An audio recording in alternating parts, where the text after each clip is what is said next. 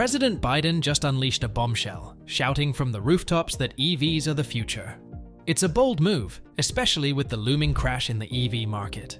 Biden has been tossing out incentives left and right, trying to get everyone on the electric dream train. But hold on tight, here's the twist. The middle class is giving EVs a big thumbs down, and companies are feeling the heat with poor sales.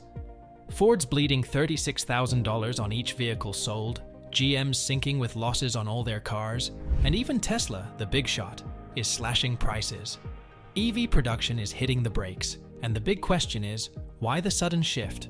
Why are folks ditching EVs, and is the whole EV thing a scam? Before we proceed, give that like button a little tap, and subscribe for more updates.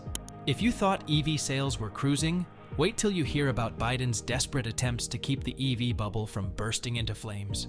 Here's the lowdown. It seems like folks are nostalgic for the good old days of combustion engines. They're not thrilled about being pushed into the EV world by political agendas. Yet, the government's playing hardball, forcing car makers into the EV lane, even if it means putting the middle class through the ringer. Now, before we unravel the drama, let's zoom in on Biden's moves to champion EVs while waving goodbye to combustion engines. Biden's been shouting from the rooftops about electric vehicles, aiming for 50% of car purchases to be electric by 2030. That's a massive shift when you consider that only 4% of cars sold right now are electric. But hold your horses, here's where it gets interesting. Over 3,000 car dealers, scattered across the US and representing every major brand, are basically telling Biden to hit the brakes on this plan. Why? Because they're singing a different tune. They're saying there's not much real demand for these EVs. Strange, right? Despite the initial excitement, the reality check is hitting hard. These dealers are reporting a surreal scene. EVs, despite price slashes and flashy incentives, are just gathering dust on their lots. That's a big flashing red warning sign. Stick around, and I'll explain how this could push GM and Ford to the brink of bankruptcy. Now let's put on our thinking caps. If electric vehicles are the game changers they claim to be, why aren't they flying off the lots? Dealers are pointing fingers at a couple of major roadblocks. First up, charging infrastructure. Buying an EV means charging it, right? But the problem is, there aren't enough places to do that, making it quite a hassle. Then there's the energy grid, not quite ready for the massive shift to EVs.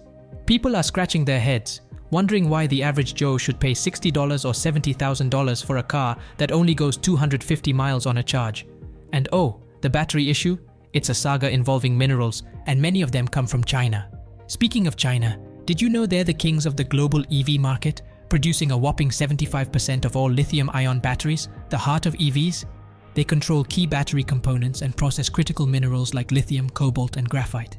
Now that's a tad concerning, relying on one country, especially when we're already in a financial tussle with them. Back to the wise car dealers. They're telling Biden, hold your plans, let's think this through. They want more time for battery tech to level up, for EVs to get more budget-friendly, and for the US to tap into its own mineral sources. Plus, they're all about giving the public the freedom to choose EVs willingly, not just because some rules say so. Now let's check the stats. Gas-powered cars ruled 93% of new car sales in 2022, a massive chunk. And when it comes to dollars and cents, EVs still cost more and are less efficient compared to other options. But that's not all.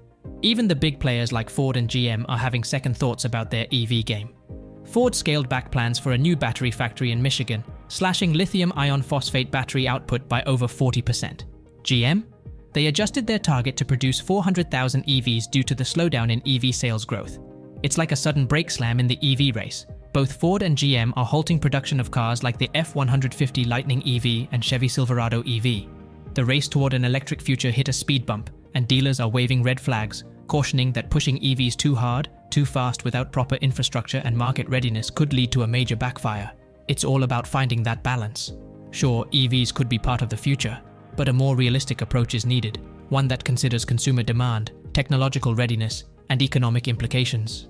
Dealers are urging Biden to hit pause, not just for personal profit but for the greater good. However, the Biden administration seems set on making a statement, even dishing out billions of dollars to Ford to ramp up EV production. But let's peel back the layers. Biden's focus on promoting EVs in the US comes with a series of initiatives, primarily aimed at increasing adoption, developing infrastructure, and boosting domestic manufacturing. Yet critics argue that these efforts might prioritize advancing EVs in the market over directly addressing the high costs for consumers, potentially hinting at personal or political motives. Let's dig into some of these moves. The ambitious target of 50% of all new vehicle sales being electric by 2030 sends a strong message, but it doesn't directly tackle the high upfront costs. The EV charging action plan is crucial for adoption, but it's a long-term project that doesn't provide immediate relief for potential EV buyers. Now the twist: advancing domestic EV manufacturing. Biden poured nearly $9 billion into Ford for EVs and put the brakes on foreign brands benefiting from EV incentives, essentially saying, "We want American products, even if they cost $20,000 more." While these initiatives are undeniably paving the way for an EV-dominated future, they seem more fixated on the broader scope of EV adoption and industry support. However, the road ahead isn't as smooth as envisioned. American families, it appears, aren't all that thrilled about hopping onto the EV bandwagon. Industry giants like GM and Ford are feeling the pressure. They've pumped billions into rolling out these electric beauties, only to hit the brakes now. GM's getting chilly feet about expanding its electric truck production, and Ford is slamming the brakes on its colossal EV plant in Michigan. Now, what's the deal with dealers and EVs collecting dust on their lots? It's all about throwing out big-time discounts and sweet lease deals, attempting to lure buyers. Even with these price cuts, though, these electric rides still pack a punch to the wallet. Did you catch wind of the fact that EVs are now some of the slowest movers in car lots? They're taking forever to sell compared to their gas-powered counterparts. For dealers, that's money just sitting there, not making any. Despite all the discounts, EVs remain on the pricey side. Case in point, a brand new electric Ford F-150 could set you back a cool $50,000. Now let's do a price check. An electric Ford F-150 at a cool $50,000 versus a regular F-150 at less than $37,000. See the problem? Even with tax credits, that price gap is a tough pill to swallow. Interestingly, former President Donald Trump is throwing shade on the rapid shift to EVs. He's the old school guy who loves the roar of a gas engine and isn't sold on this silent, battery-powered car thing.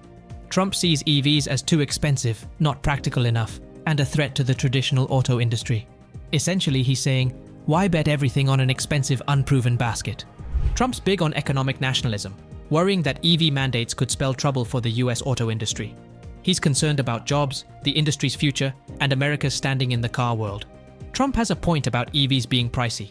Dropping grand on a new electric truck isn't everyone's cup of tea.